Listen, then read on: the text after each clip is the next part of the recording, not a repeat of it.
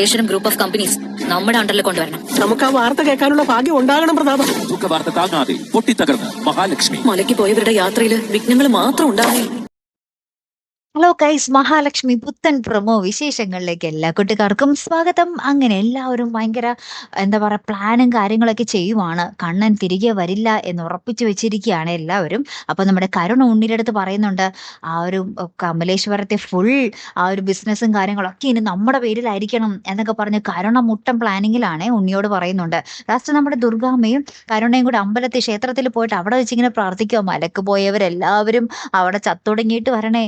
എന്തൊരു പ്രാർത്ഥനയല്ലേ, അയ്യപ്പസ്വാമിയുടെ അടുത്ത് പോയേക്കുന്നവർ ചത്തൊടുങ്ങിയിട്ട് വരണേന്നും പറഞ്ഞ് അയ്യപ്പസ്വാമിയുടെ അടുത്ത് തന്നെ വന്ന് പ്രാർത്ഥിക്കുക.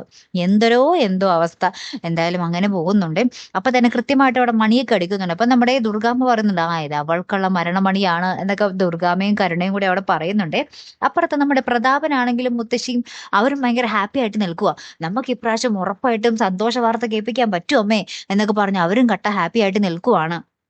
ലാസ്റ്റ് പ്രൊമോയിൽ പറയുന്നുണ്ട്, മഹാലക്ഷ്മിക്ക് ഈ ദുരന്തം താങ്ങാനാവുമോ എന്ന് പറയുന്നുണ്ട്. ഒരു ദുരന്തവും ഇല്ലാട്ടോ, വെറുതെ നമ്മളെ പറ്റിക്കുക. ഒരു മെസ്സേജ് വരുന്നുണ്ട് നമ്മുടെ മഹാലക്ഷ്മിയുടെ വാട്സാപ്പിൽ.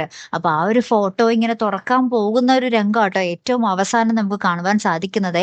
ഇനി അതെന്തായിരിക്കും എന്നുള്ളതാണ്. ചിലപ്പോൾ മാർക്കോ നമ്മുടെ കണ്ണൻ ഇങ്ങനെ മുടന്നില്ലാതെ നടക്കുന്നത് വല്ലതൊക്കെ അയച്ചതായിരിക്കാം ചിലപ്പോൾ കേട്ടോ. എന്തായാലും നമുക്ക് കാത്തിരുന്ന് തന്നെ കാണാം. അപ്പോൾ അടുത്തൊരു വീഡിയോ വരുന്നത് വരയ്ക്കും ഗുഡ് ബൈ.